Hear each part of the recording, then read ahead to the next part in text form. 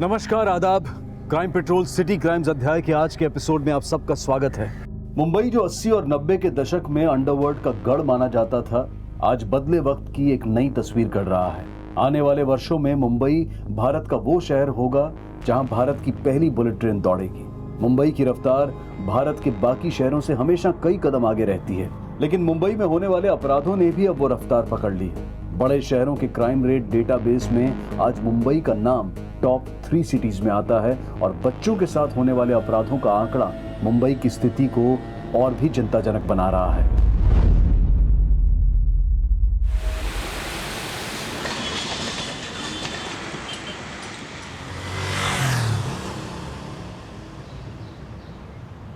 बस बस हो गया, हाथ नीचे कर, बदल लिए कपड़े, अब थोड़ा आराम कर ले।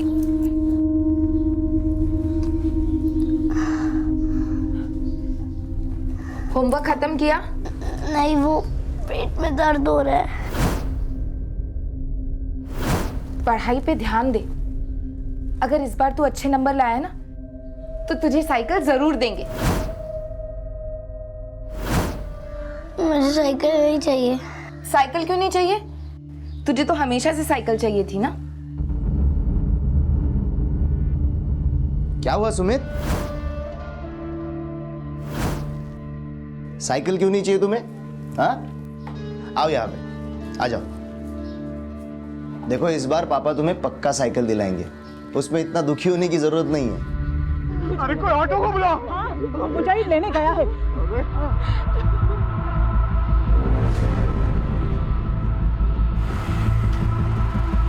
चल। क्या हो गया आमिर को? बहुत उल्टियां कर रहा था, पता नहीं शायद बाहर का खा लिया।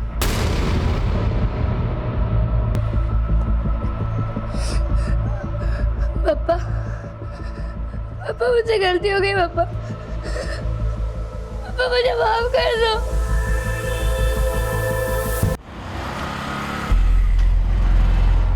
सुमित, क्या तुमने भी आमिर के साथ बाहर का कुछ खाया था? आरती, तुम नींबू पानी लेके आओ, शायद इसके पेट में सच में दर्द है। सुमित!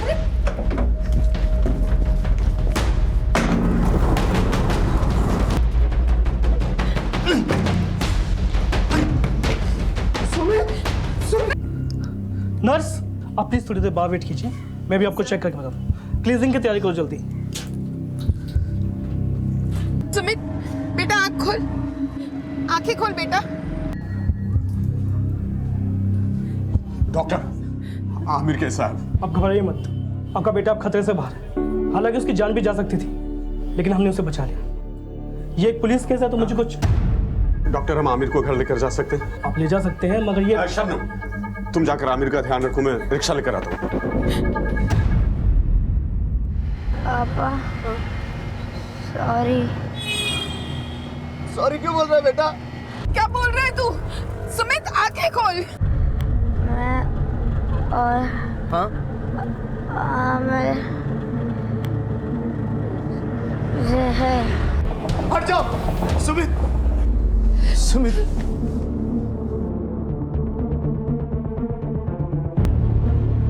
क्या सुमित और आमिर ने वाकई जहर खाया था?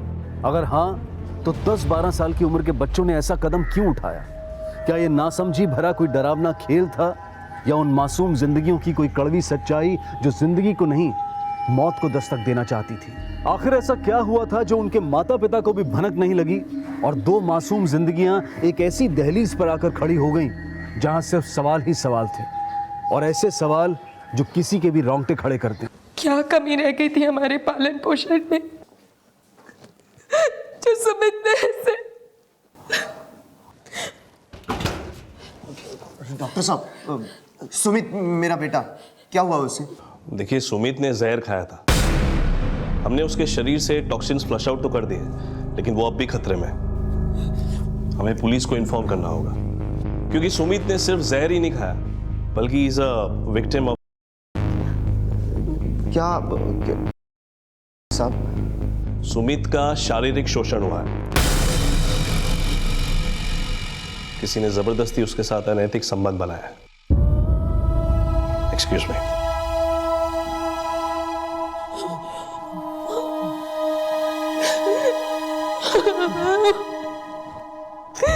सर,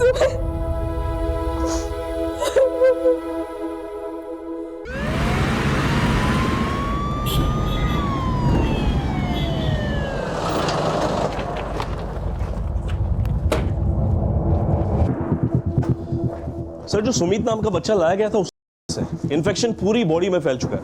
शायद काफी लंबे समय से उसे असॉल्ट किया जा रहा था। Sexual assault? जी सर। लेकिन आपने तो बताया था कि उसने जहर खाया था। सर, जब उसे लाया गया था उसने जहर भी खाया हुआ था। अब बच्चे की हालत कैसी है? बयान देने की हालत में है? नहीं सर, हमने किसी तरह बच्चे की जान बचा ली। अब कुछ कह नहीं सकते, रिकवर होने में उसे कितना समय लगेगा। क्या आप जानते थे कि सुमित का शारीरिक शोषण किया जा रहा था? नहीं सर, हम तो ये सुन के शौक है, हमारे सुमित के साथ कोई। मतलब आपको कोई अंदाजा नहीं कि कौन हो सकता है जिसने सुमित के साथ ये? नहीं सर। सब मेरी गलती है मैडम। सुमित मुझे अक्सर कहता था कि उसके पेट में दर्द है, लेकिन मुझे लगता था ये सब पढ़ाई ना करने का बहाना है, और वो कुछ नहीं बता पाया। या कोई और बात है जो तुम छुपा रहे हो? नहीं सर, मैं आपसे कुछ नहीं छिपा रहा, पर सुमित न जाने कब से हमसे ये सब छिपा रहा था। सर, बस इतना कह रहा था कि उसने और आमिर ने जहर खाया था। आमिर? ये आमिर कौन है? जी, हमारे पड़ोस में ही रहता है वो। सुमित और आमिर एक ही स्कूल में पढ़ते हैं। सुमित को यहाँ लाने से पहले आमिर के अम्मी अब्बू भी आमिर को अस्पताल लेकर जा रहे थे। आमिर को कौन से हॉस्पिटल में लेके गए? मालूम नहीं मैडम। आमिर के माँ बाप का नंबर है आपके पास? जी, उसके अब्बू शकील का नंबर है मेरे पास। दीजिए। 9870। सर, इसकी बीवी से भी ज्यादा इंफॉर्मेशन नहीं हुई। सर, आमिर के फादर शकील का फोन स्विच ऑफ आ रहा है। विक्रम, आमिर के घर जाओ और पता करो आमिर की कंडीशन क्या है। जी सर।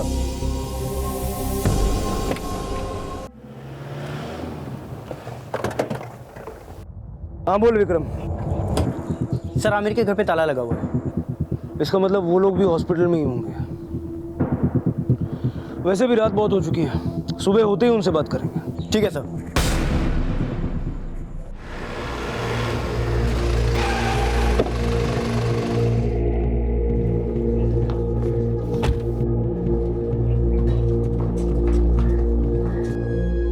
पीछे जाइए, पीछे जाइए, पीछे जाइए, पीछे जाइए, पीछे जाइए।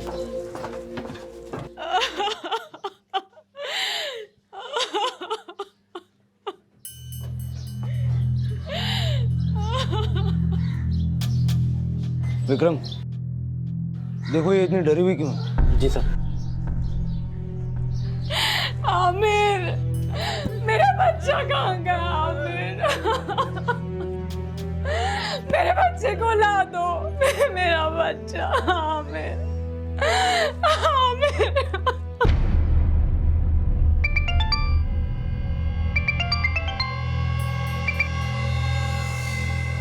हाँ बोलो आरती। मुझे सुमित को लेकर बहुत घबराहट हो रही है। वो आमिर। हाँ आमिर कैसा है? तो ठीक है ना अभी वो? आमिर अब नहीं रहा। हमारा सुमित तो ठीक हो जाएगा ना? उसे तो कुछ नहीं होगा ना? शकील जी, आपका बेटा आमिर अब अगर नहीं रहा, उसकी बॉडी कहाँ है? दफनाया साहब उसको।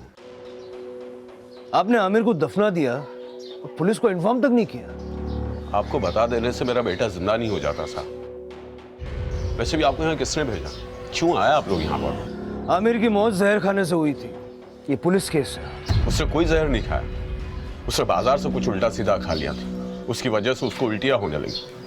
डॉक्टर को दिखाया तो डॉक्टर ने कहा कि उसके जिस्म में पानी की कमी हो गई थी। वो क्या कहते हैं, डिहाइड्रेशन से अगर आमिर की मौत हुई तो उसके दोस्त सुमित ने अपने माँ बाप से ये क्यों कहा कि सुमित और आमिर ने जहर खा लिया? देखिए साहब, कौन क्या कहता है या कौन क्या नहीं कहता, मुझे उससे कोई फर्क नहीं पड़ता। लेकिन हाँ, मेरे बेटे आमिर ने जहर नहीं खाया था। लेकिन सुमित ने जहर खाया था और उसका शारीरिक शोषण भी हो रहा था, और शायद आमिर के साथ भी ऐसे ही कुछ हो रहा था, और आप हमसे सच छुपा रहे हैं। मैं अपने मरे हुए बेटे को लेकर झूठ क्यों बोलूंगा साहब? आमिर को कल हॉस्पिटल लेके गए थे ना? उसका डेथ सर्टिफिकेट दिखाओ। डेथ सर्टिफिकेट नहीं है साहब, उसकी मौत रास्ते में ही हो गई थी। अस्पताल वालों ने तो उसे छुट्टी दे दी थी, फिर हम उसको दफनाया है साहब। कहाँ दफन किया मेरे को? और कल कौन सा हॉस्पिटल लेके गए थे? मछली मार्केट के पीछे वाले हॉस्पिटल में लेकर गए थे साहब, और सुबह पास के कब्रिस्तान भी दफना दिया उसे। साहब खुदा के लिए उसकी मौत का तमाशा मत बनाई। मेरे आमिर ने ना तो जहर खाया था, ना उसके साथ कोई जिस्मानी जबरदस्ती हुई थी। खुदा के लिए साहब हम लोगों को हमारे हाथ पर छोड़ दिए। सर, मुझे नहीं लगता ये डिहाइड्रेशन आमिर की मौत की असली वजह होगी। ये लोग कुछ छुपा रहे हैं हमसे। रेणुका, सबसे पहले उस कब्रिस्तान से ये कंफर्म करो कि इन्होंने आमिर को वहीं दफनाया है या नहीं। और जो राज आमिर का बाप अपने सीने में दफन किए बैठा है, उसकी सच्चाई का पता उस क्लिनिक से लग जाएगा जहां ये लोग उसे लेके गए थे। एक काम करो, आमिर और सुमित के घर के आसपास पूछताछ करो। मुझे लगता है कि सुमित के साथ साथ आमिर का भी शारीरिक शोषण हुआ है, और ऐसा करने वाला या तो कोई आस पड़ोस का हो सकता है या फिर कोई करीबी। जिस पे भी डाउट आ रहा है उठा लो। सर।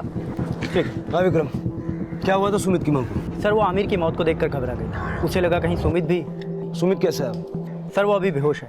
छोटे बच्चों में ये विश्वास सहज ही होता है कि अगर उन्हें कोई भी दुख परेशानी होगी तो उनके माता पिता उसे ठीक कर देंगे। लेकिन एक उम्र के बाद ऐसा क्या हो जाता है कि हमारे बच्चे अक्सर अपनी समस्याएं हमसे शेयर नहीं करते हैं। आंकड़े बताते हैं कि 10 से 15 साल की उम्र के लगभग 60% बच्चे अपनी समस्याएं और अपने सवाल अपने माता पिता से शेयर नहीं करते हैं। और इसका कारण हम पेरेंट्स को समझने की बहुत ज़रूरत है, क्योंकि अगर माता पिता बच्चों की समस्याओं से बेखबर रहें तो परिणाम ऐसे ही सामने आते हैं। लेकिन इस परिणाम को पैदा करने वाला वो शख्स कौन था जो एक लंबे समय से सुमित का शारीरिक शोषण कर रहा था? इस सवाल का जवाब सुमित की खामोशी में कैद था।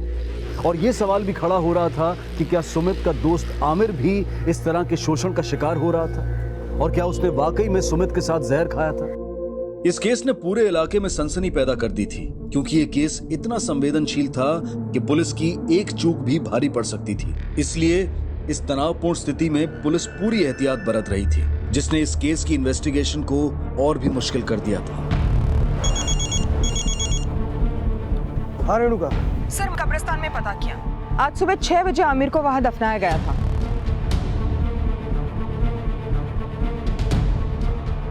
जी हाँ सर, आमिर नाम के बच्चे को यहीं लाया गया था, लेकिन उसे डिहाइड्रेशन नहीं हुआ था, उसने जहर खाया था और हमने उससे बचा लिया था। बचा लिया था? जी हाँ, लेकिन फिर आमिर के फादर उसे यहाँ से ले गए। हमने उन्हें आज बुलाया यहाँ पर। हमने सोचा जैसे वो यहाँ आएंगे हम आपको इन्फॉर्म कर देंगे। और हम आपके बिना इन्फॉर्म किए यहाँ पहुँच गए। पता है क्यों? क्यों सर? कल जिस बच्चे की जान आपने बचाई, उसने कल रात को ही दम तोड़ दिया। क्या?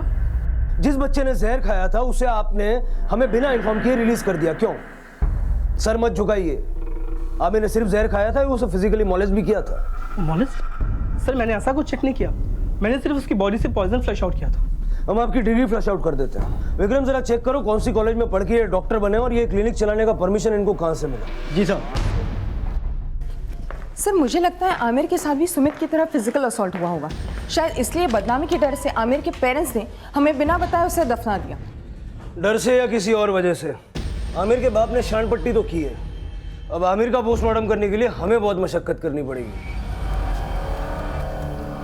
मैं सुमित के माँ बाप से बात करता हूँ, तुम आमिर की माँ से बात करो। बाप कुछ बोल नहीं रहा है, हो सकता है माँ ही बोल दे। सर,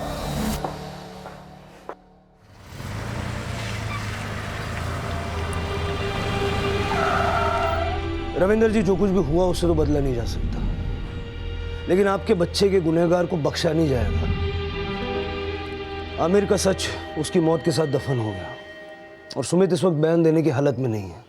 ऐसे में आप लोग जरा दिमाग पे जोर डाल के मुझे बताइए, ऐसा कौन हो सकता है जो लगभग रोज आपके बच्चों के बचपन को तबाह कर रहा था?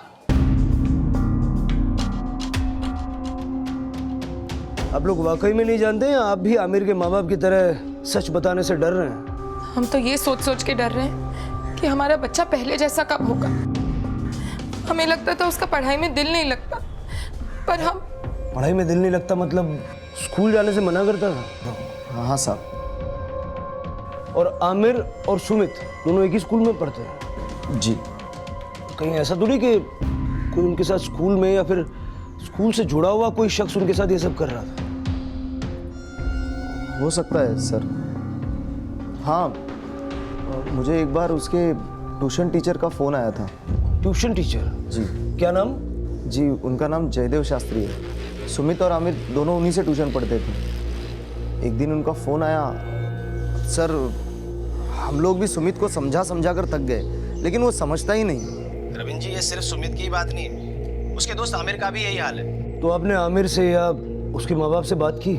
आमिर के माता पिता से हमारी इतनी बातचीत नहीं थी, और मेरी नौकरी ऐसी है कि 15-15 घंटे मैं बाहर रहता हूँ। साहब, हमारे छोटे बेटे पीयूष को दिमाग की बीमारी है, 24 घंटे उसे देने पड़ते हैं, इसलिए हम सुमित पे ज्यादा ध्यान नहीं दे पाते थे। जब भी मैं उसे पढ़ाई करने के लिए कहती थी, या तो वो घर से बाहर भाग जाता था या कहता था उसके पेट में दर्द है। आरती जी, वो बार बार आपको अपने पेट दर्द के बारे में बताता था, आपको हर बार ये लगा कि वो झूठ बोल रहा है? यही तो भूल हो गई साहब मुझसे। उसके ट्यूशन मास्टर जी का इनको कॉल भी आया था, लेकिन मैंने उसे प्यार से बात करने की बजाय उल्टा उसे डांट दिया। माँ की बात का बुरा मत मानना, ये तुम्हें डांटती है क्योंकि इससे तुम्हारी फिक्र है। तुम्हारे ट्यूशन टीचर का फ़ोन आया था, वो कह रहे थे कि तू और आमिर, तुम दोनों ट्यूशन क्लास में चुपचाप बैठे रहते हो, पढ़ाई पे ध्यान नहीं है तुम दोनों का। तुम दोनों का किसी से झगड़ा हुआ है क्या? किससे? वो आमिर। पढ़ाई में मन नहीं लगता, लड़ाई बराबर होती है तुम दोनों से। रुक जा, उस आमिर की तो मैं। मम्मी, आमिर नहीं, उसे कुछ मत कहना, मैं आपसे पढ़ाई पे ध्यान दूंगा। सुमित आमिर के सामने आने से डर रहा था या आमिर से डर रहा था? पता नहीं साहब, क्योंकि हमें तो लगा था दोनों पक्के दोस्त थे, इसीलिए शायद अपना झगड़ा खुद ही सुलझाना चाहते होंगे।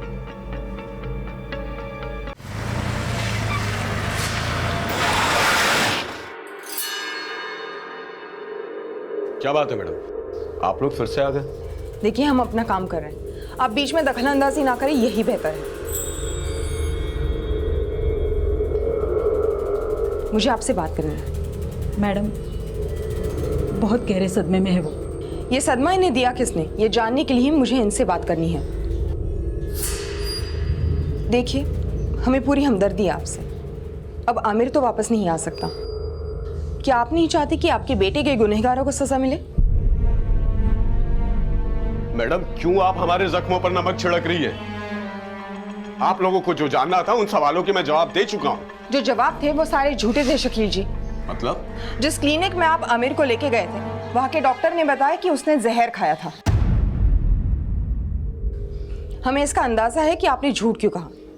सुमित के जैसे ही आमिर के साथ भी शारीरिक शोषण हुआ था। ये जग जाहिर ना हो इसलिए आपने बदनामी कर। ऐसा कुछ नहीं हुआ था। हाथ जोड़ता हूं आपसे, हमारे बेटे का जनाजा उठा है मैडम, उसके बाद हमारे माँ बाप पर रहम कीजिए मैडम। देखिए, एफआईआर लिखवा दीजिए और आमिर के बॉडी को पोस्टमार्टम भेजने के लिए हमारी मदद कीजिए। क्या कहा आपने?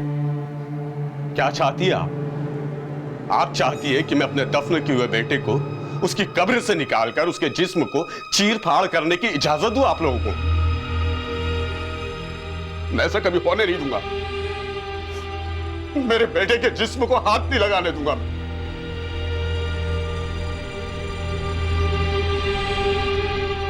सर, आमिर की मां की चुप्पी बताती है। शायद आमिर ने मरने से पहले उन्हें सारा सच बताया होगा। शायद उस दरिंदे का नाम भी जिसने ये घिनौनी हरकत उसके साथ की। हो सकता है रेणुका, लेकिन ये केस इतना सेंसिटिव है कि इसमें हम चाहकर भी पावर का इस्तेमाल नहीं कर सकते। जब तक सुमित के घर वालों की तरह आमिर के घर वाले हमें सपोर्ट नहीं करते, तब तक किसी भी नतीजे पे आना इम्पॉसिबल है। इस केस को किसी नतीजे तक पहुंचाने के लिए पुलिस को भी काफी मशक्कत करनी थी, क्योंकि हर मोड़ पर एक नया सवाल खड़ा होने वाला था। और आखिर क्या वजह थी कि आमिर के पिता लगातार ये कह रहे थे कि आमिर के साथ शारीरिक शोषण नहीं हुआ था? वजह सिर्फ बदनामी का डर ही नहीं, कुछ और भी हो सकती है। आमिर को ट्रीट करने वाले डॉक्टर ने बताया कि आमिर ने जहर खाया था। आमिर नाम के बच्चे को कल यहीं लाया गया था, लेकिन उसे कोई डिहाइड्रेशन नहीं हुआ था, उसने जहर खाया था। आमिर के अब्बू का ये झूठ तो पकड़ा गया। उसने कोई जहर नहीं खाया, उसने बाजार से कुछ उल्टा सीधा खा लिया था, उसकी वजह से उसको उल्टियां होने लगी। डॉक्टर को दिखाया तो डॉक्टर ने कहा कि उसके जिस्म में पानी की कमी हो गई थी। लेकिन किसी का एक झूठ उसकी हर बात के झूठ होने का प्रमाण तो नहीं देता। प्रमाण तो इस बात का भी नहीं कि सुमित और आमिर दोनों ने एक साथ जहर खाया था। लेकिन सुमित अपने माँ बाप से झूठ क्यों बोलेगा? और सुमित के माँ बाप हमसे झूठ बोले, ऐसी कोई वजह मुझे नज़र नहीं आ रही। सर माना कि दोनों ने एक साथ जहर खाया, तब भी सवाल वही है कि आखिर दोनों ने जहर खाया क्यों। और सवाल यह भी था कि उन्होंने जहर अपनी मर्जी से खाया था या फिर उन्हें जहर खाने के लिए मजबूर किया गया था। जो उनको मजबूर करके लगातार उनका शारीरिक शोषण कर सकता है, अगर वो अपनी पे आए तो उन्हें जहर खाने के लिए भी मजबूर कर सकता है। अगर ऐसा था तो उन्हें मजबूर करने वाला वो वहशी कौन था जो दो मासूमों के शरीर के साथ ही नहीं बल्कि उनके दिमाग के साथ भी खेल रहा था। एक ऐसा घिनौना खेल जिसमें एक जान जिंदगी के लिए लड़ रही थी और दूसरी मौत को गले लगा चुकी थी। सुमित का बचना जितना जरूरी है उतना ही जरूरी है कि जल्द से जल्द आमिर की बॉडी का पोस्टमार्टम करवाया जाए। लेकिन क्या पुलिस दफनाए जा चुके मृत आमिर का पोस्टमार्टम करवाने में सफल हो पाएगी? आमिर की बॉडी को एक्सह्यूम करने के लिए कोर्ट में अर्जी दायर करवाओ और सुमित और आमिर के स्कूल और ट्यूशन दोनों जगह बात करते हैं, क्योंकि सुमित के पेरेंट्स के मुताबिक सुमित स्कूल और ट्यूशन दोनों जगह जाने से इनकार करता था। सर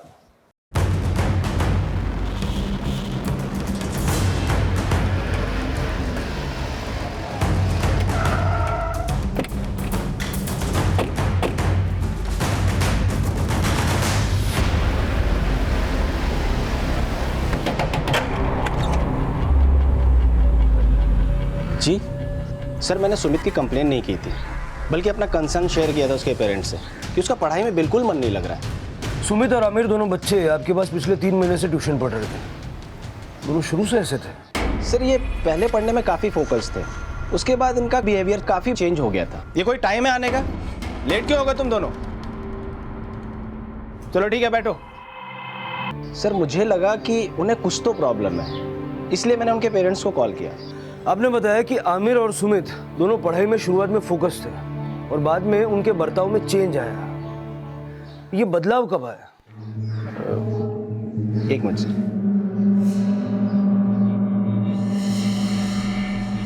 सर, मैंने 27 जुलाई को उनके पेरेंट्स को कॉल किया था। उसके 1-2 दिन पहले से ही बच्चों में बदलाव आया था।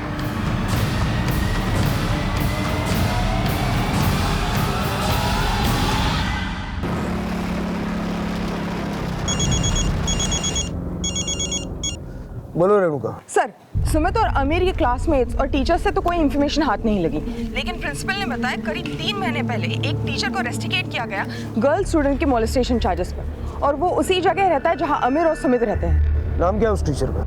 अशोक सरले।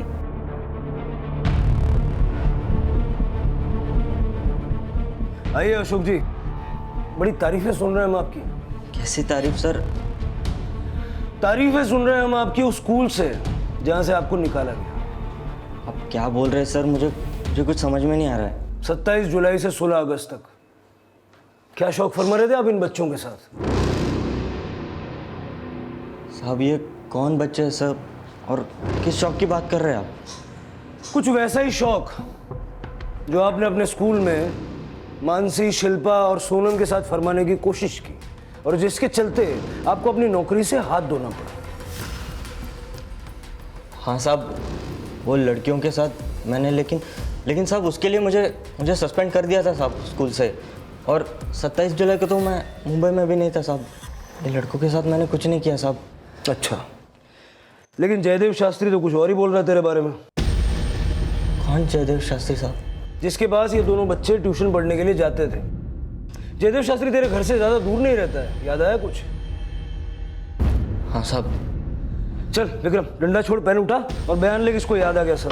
साहब मैं वो ये कह रहा था कि वो जयदेव शास्त्री कौन है ये याद आ गया।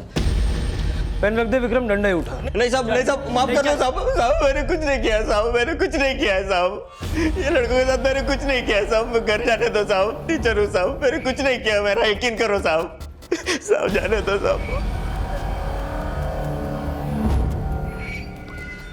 जाओ, अगर जरूरत पड़े तो फिर बुलाएंगे। ठीक है साहब, चलो।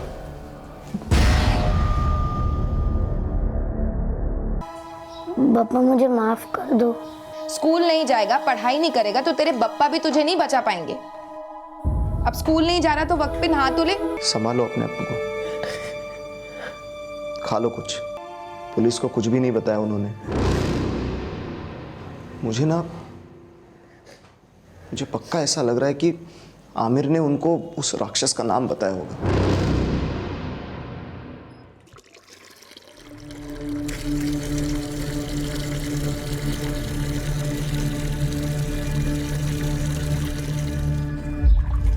अरे क्या कर रहा है आमिर? मैं भीग जाऊंगी। वही तो जाता हूँ। बदमाश।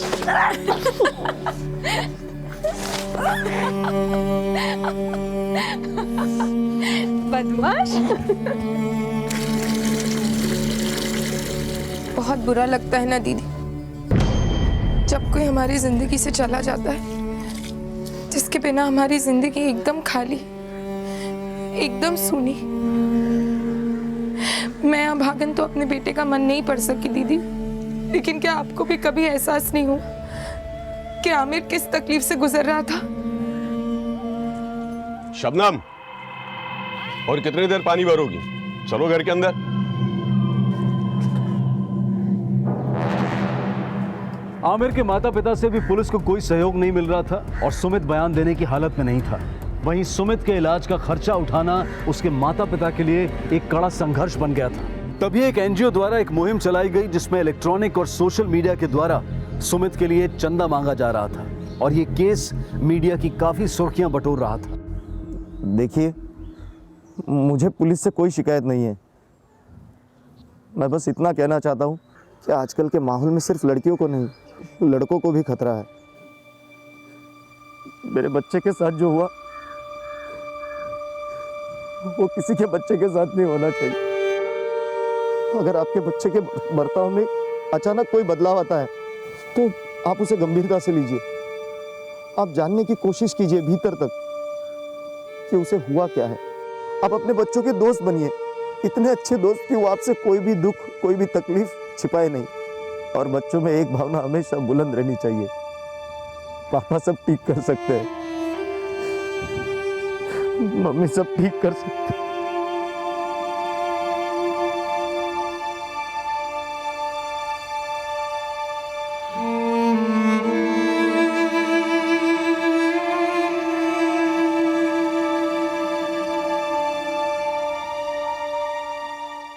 सर, सुमित को होश आ गया है। सुमित, ये कुछ बोलने की कोशिश कर रहा है, पुलिस को आने में देर लग सकती है। आप अपने फोन में रिकॉर्ड कर लीजिए। हाँ। बेटा देख, डर मत बेटा, जो हुआ है वो सब बता दे। क्या हुआ है तेरे साथ? फिर क्या हुआ बेटा? क्या किया उसने तुम्हारे साथ? कौन गुस्से से देख रहा था? देखिए, शायद इसे कोई भ्रम हुआ है। शायद ये जो बोल रहा है उसे हेलुसिनेट कर रहा है। सर अभी सुमित ने शाहिद का नाम लिया था सर। शाहिद? सर। शाहिद कौन? सर हमें नहीं पता वो किस शाहिद की बात कर रहा था। ये देखिए।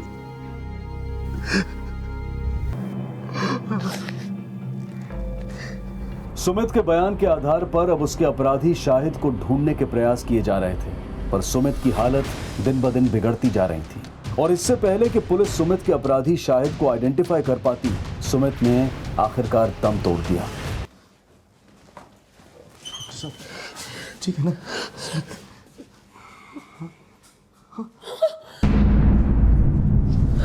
ठीक, कुछ नहीं हुआ।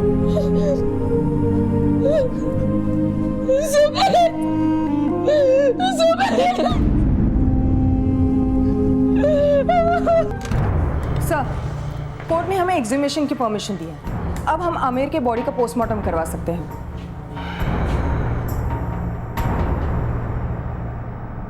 अच्छा हुआ, हमारे सुमित को शांति मिल गई, दर्द से मुक्ति मिल गई उसे तो इस दर्द से मुक्ति मिल गई, लेकिन हम इस दर्द से कभी उबर नहीं पाएंगे।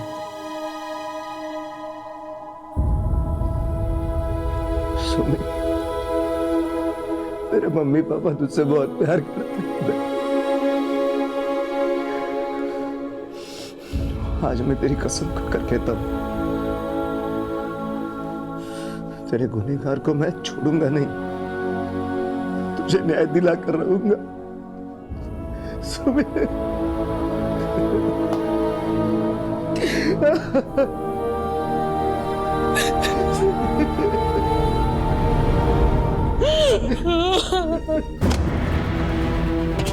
ये ठीक नहीं कर रहे साहब आप लोग। मेरे बच्चे की कब्र इस तरह खोद कर आप उसकी मिट्टी खराब कर रहे हैं। रुको, पुलिस को उम्मीद थी कि पोस्टमार्टम रिपोर्ट से उन्हें कोई लीड मिलेगी, लेकिन कुछ हासिल नहीं हुआ क्योंकि बॉडी काफी लंबे समय तक दफन रहने की वजह से डीकंपोज हो चुकी थी। अब पुलिस के पास सिर्फ एक लीड थी, एक नाम था शाहिद। इस शाहिद का ना तो कोई सरनेम था, ना कोई पहचान थी, ना कोई पता था और ना ही कोई चेहरा। ये केस खत्म होता नजर आ रहा था, लेकिन दो मासूमों की तबाह जिंदगी को इंसाफ की दरकार थी। ये इंसाफ बहुत जरूरी था, लेकिन कैसे, ये सवाल अब भी अपने जवाब ढूंढ रहा था। सर आप कुछ करते क्यों नहीं? अब तो आपको उसका नाम भी पता है, पकड़ते क्यों नहीं उसे? देखिए, हम पूरी शिद्दत से अपना काम कर रहे हैं। शाहिद नाम वाले कई लोगों को हमने गिरफ्तार किया, लेकिन उनमें से किसी का इस घटना में कोई हाथ नहीं है। हम अपनी तरफ से पूरी कोशिश कर रहे हैं। अब आप अपनी कोशिश करो और मैं अपनी करूंगा। मेरे बेटे को मैं न्याय दिला कर रहूंगा।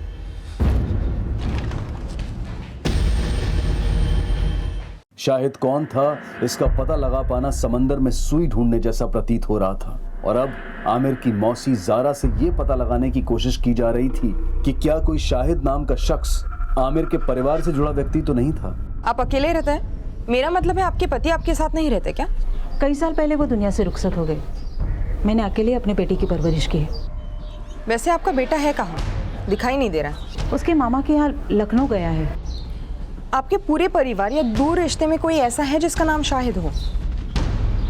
हाँ, मेरे मामा के लड़के का नाम शाहिद है, लेकिन वो कई सालों से सऊदी में रहता है।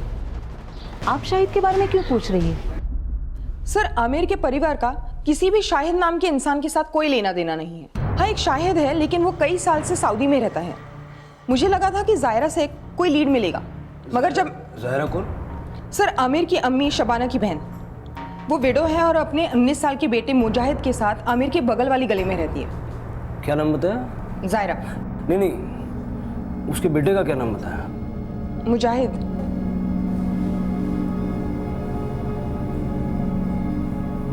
शाहिद।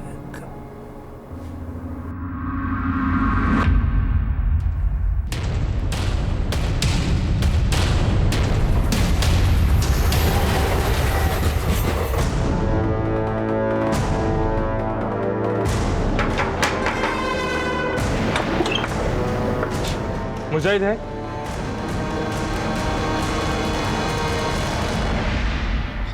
मुजाहिद, उठ जा। मुजाहिद, तुम ही वो शाहिद हो ना जिसने सुमित और आमिर के साथ वो घिनौना काम किया? मुजाहिद ही शाहिद है। शायद सुमित मुजाहिद कहना चाहता था, लेकिन सुना ही शाहिद दिया होगा। तूने जो कुछ भी किया है खुद से बताएगा या तेरे गले में हाथ डाल के बुलवाए? इधर उधर क्या देख रहा है? डॉक्टर से परमिशन लेके तुझे यहाँ पूछताछ के लिए बिठाया, समझा? सर, एक दिन मैं नशा करके घर जा रहा था। जाते वक्त मैंने झाड़ियों के पीछे दोनों को देखा। फिर ये मेरी रोज़ की आदत बन गई थी। पहले मैं खुद करता था, उसके बाद अपने दोस्तों को साथ में लेके जाता था। सर, पता नहीं मुझे क्या हो गया था। मुझे कुछ समझ में नहीं आ रहा था मैं क्या कर रहा हूँ, इसका अंजाम क्या होगा। मुझे अपनी गलती का एहसास तब हुआ जब आमिर और सुमित ने ये कदम उठाया। कहते हैं कि नशा करने वाले को तबाह कर देता है, लेकिन मुजाहिद के नशे ने दो मासूम जिंदगियों को ही नहीं बल्कि दो परिवार तबाह कर दिए। मुजाहिद ने यह कबूल किया कि वो और उसके दोस्त सुमित और आमिर का शारीरिक शोषण कर रहे थे, लेकिन सुमित और आमिर की मौत, वो इस केस का ऐसा सवाल है जो अब भी रहस्य बना हुआ है कि आमिर और सुमित ने जहर क्यों खाया था। अनुमान यही लगाया गया कि शायद वो बच्चे शर्म और डर की वजह से अपने माता पिता को सच नहीं बता पा रहे थे, और शायद इसीलिए 10-12 साल की उम्र में ही उन बच्चों ने आत्महत्या कर ली। अपने बच्चों को प्यार दें, उन्हें वो माहौल दें जिसमें वो हर बात, हर अपनी समस्या आपसे खुलकर शेयर कर सकें। इसी विचार के साथ अब मैं अनूप सोनी आपसे विदा लेता हूं। फिर मुलाकात होगी अगले एपिसोड में एक और चौंका देने वाले केस के साथ। तब तक अपना और अपने परिवार का ख्याल रखें और देखते रहें क्राइम पेट्रोल सिटी क्राइम्स। सबक एक को, सीख हम सबको। जय हिंद।